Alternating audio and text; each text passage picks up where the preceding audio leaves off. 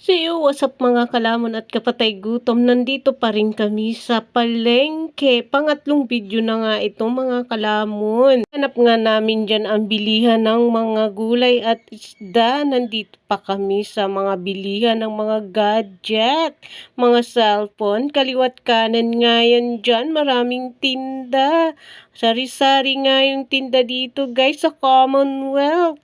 Dito nga yan sa may bilihan ng mga sago, grocery, kung ano-ano pa guys ang gusto mong bilihin. May Christmas na nga dyan guys. Sorry nga mga kalamon at kapatay gutom, pagpasensya nyo na nga ako dyan dahil nahang ako dahil haggard na nga ang maninay nyo sa voice over. Sana nga namin yung bilihan ng mga isda, nandito na nga kami sa palengke. Ayan, namimili nga kami dyan kung ano yung bibilhin namin. Kaso guys, wala nang halos mga isda, kaya ayan, dilis na lang ang binili namin. Charis. Yun mga kalamon, masarap yung dilis at bangos. Iyon nga lang ang nabili namin dyan, dilis at bangos. Kami dyan sa bilihan ng mga boko. Boko ba yung panggata? Kaya ayan, balik na naman nga kami sa loob ng palengke niyan. Naghahanap nga kami ng mga time na yun ng kamote, kaya lang wala kaming nakita. Kaya ayan, balik na kami sa loob para maghanap ng chicken feet. Kaya ayan, tamang lakad nga yan kami dyan mga kalamon. Gabi na nga yan. 5 o'clock pa nga lang yan kaso madilim na siya. Nandito na nga kami ulit sa loob ng palengke. Nahang yon, pagpasensyahan nyo na nga ako dyan mga kalamon. Dahil nga nahang ang person. Masakit na nga ang lalamunan ko kaka-voice over pero okay lang, may nagtamang kaway nga dyan. Ayan nga, nakita na namin ang chicken feet. Kaya tamang pili nga lang siya dyan. Charis! Yan, naghahanap na naman kami dyan ng bilihan ng itlog.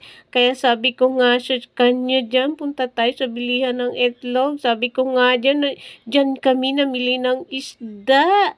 So, nakita na nga namin ang bilihan ng itlog. Ayan, mayroon nga dyan pulang itlog at puti at pugo. Charis! Yun mga kalamon, kung gusto nyong bumili ng pulang itlog at puti at pugo, dito lang yan makikita sa loob ng palengke. Dito yan sa Commonwealth. Bulol yun, kung ano-ano na nga lang ang nasasabi ko mga kalamon. Pagpasensyahan nyo na nga ako dyan. Charis! Naman nga kami sa bilihan ng tuyo. Napakasarap talaga ng tuyo. Nakikita nyo ba yan? Ang daming tinda ni ate. Kaya kung gusto nyong bumili ng tuyo, dito lang din yan matatagpuan sa Commonwealth. Kami dyan ng sapsap dahil gusto namin parehas yung sapsap. Kaya pagdating namin sa bahay, linuto agad namin. Charis! Yan, bumili ulit kami dito ng sugar at pansit. At 2 balot ng sugar ang nabili namin dyan at pansit. Talaga mga kalamon dahil nahagard na nga ang maninay nyo. Nandito na kami ulit sa gulayan. Ang dami nga mabibili dito. Pera lang ang wala. Lalo na kapag marami kang nabili, napakabigat. Parang magigiba na yung aking balikat. Bulol yan. Sorry naman po mga kalamon, nandito na nga kami sa bilihan ng talong. Sana all may talong, pagpasensyahan nyo na nga kami dyan dahil pinisil-pisil namin ang talong dyan ni ate. Charis! Ano na naman ang nasa isip nyo ha? Talong talaga na ginugulay at piniprito at tinutorta kung ano pa man ang pwedeng luto dito. Kayo na ang bahala. Charis! Sinasarot-sarot ko nga kayo dyan mga kalamon, kaya pagpasensyahan nyo na nga ako dahil charutay talaga itong maninay nyo. So ayun nga, sabi nga ng kasama ko dyan, may butas daw yun nahulog na talong kaya hindi na namin kinuha. Charis! Nga, magbabayad na nga kami dyan.